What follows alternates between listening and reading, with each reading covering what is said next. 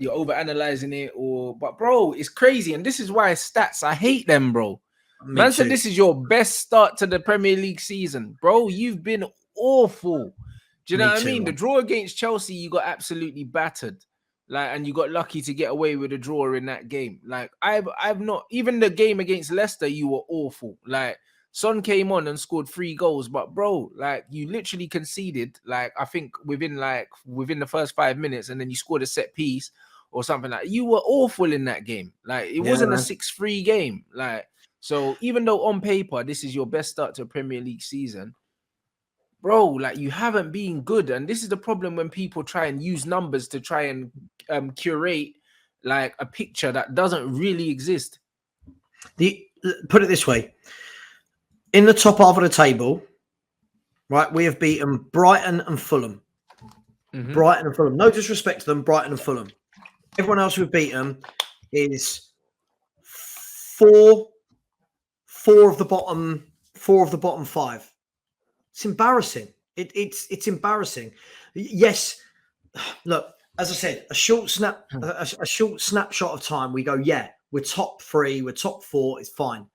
But look how that gap has closed. We had a 7, 8, 9 point gap because we beat all the crap teams.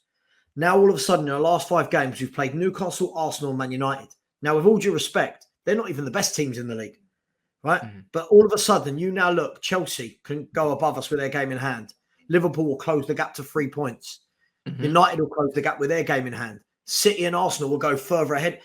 Mate, I've seen it before. I'm old. I'm ugly. I've seen it. I've been there. I've done it. It is crumbling down slowly but surely. You know what, Conte? How can you not love this guy? I'm sorry. Like, this is one of the, like, bruv, like, he's painted he's painted such a picture here that, like, on one hand you can't argue anything he said, but then on the flip side it's like, bro, your football stinks, bruv. Like, let's not talk about the transition and who we've bought and all these, bruv. The players you have are the players you chose. Do you know what I'm saying? Let's be really honest about this, right? Do you know where I would have so much more respect for him, right? If he hopes to be in transition that way, Spurs have just spent 150 million in a transfer window, right? Yeah. If he hopes to be in transition the same way Man U are, come out at the end of the transfer window and say, I'm leaving, I wasn't backed. Or I'm leaving, the club aren't on the same plan as I've got, right? And then you can turn around and go, you know what? Fair play to you, mate. You've stuck to your morals. Yeah. But no, he came out and said, I'm happy. I'm happy with this window, he said. So if you're happy with a window, stop serving up this dog awful football, right? And then as soon as we start losing, he's going to do what, like we're seeing now. He did what he done last year. We lost a few games. I remember we lost to Burnley and it was toys out the pram. Cool. But say it. Just say it. I wasn't backed. I haven't got the players I wanted. And then we can say, fair play to you. Even if he did get the players he wanted, they're going to play shit football because that's what he's on, bro. Like, you can't tell me that with Kulusevski, Richarlison, Kane, Son, Bentancur, like, you can't tell me with these kind of players, Basuma, that you should be playing the brand of football that you're playing. I refuse to believe this, bro. So you can deflect all you want and say, cool, we ain't got Man United money. Man United finished second under Oli, even though that was a false second. That doesn't really mean anything. And you can say Chelsea won the Champions League and all of this. Cool. Like, the manager came in, made no signings and won the Champions League for Chelsea with someone else's players.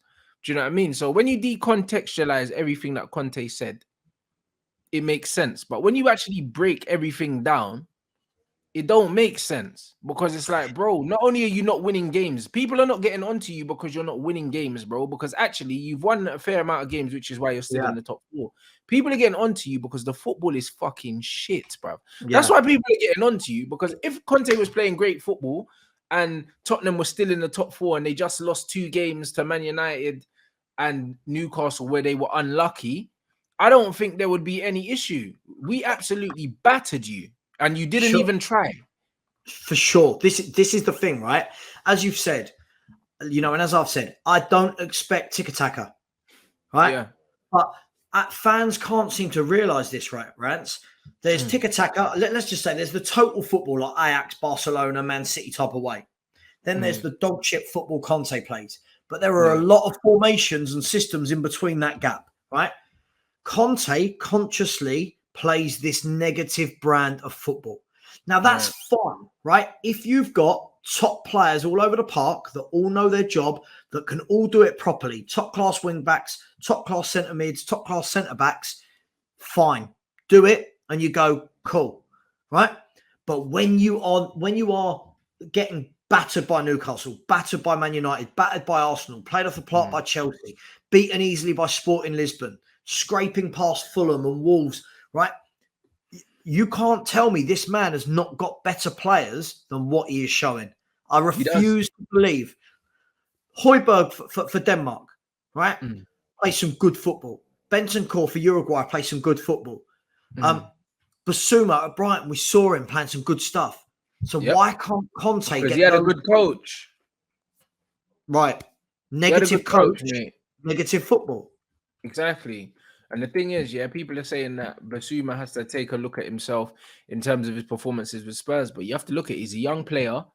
He hasn't been given the confidence in a sense that he's been brought to a new club and then just not been played. Like, do you know what I mean? When you're a young player like that, in the form that he's been in, to be brought to another team, especially from a team like Brighton who actually play good football, to get brought to Tottenham in a completely different system and not be used, I can imagine how frustrating it can be. And then obviously when you do get in there, you're almost trying too hard, do you know what I mean, to impose yourself, because you know the manager doesn't really fancy you. And then you're thinking, yo, was this a club signing? Does the manager want me?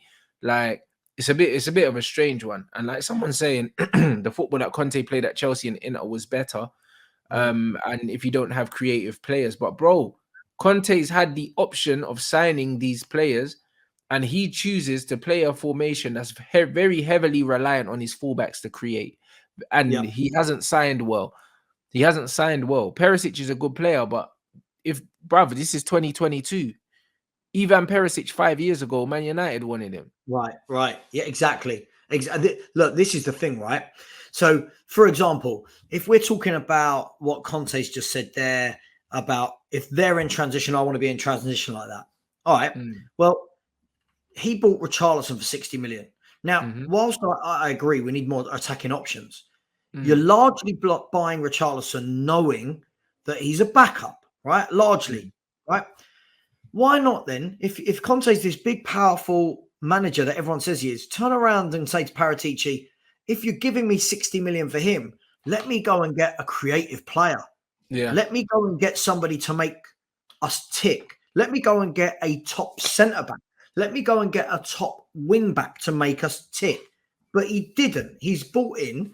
His most expensive signing was a bloke who is a substitute that doesn't score many goals.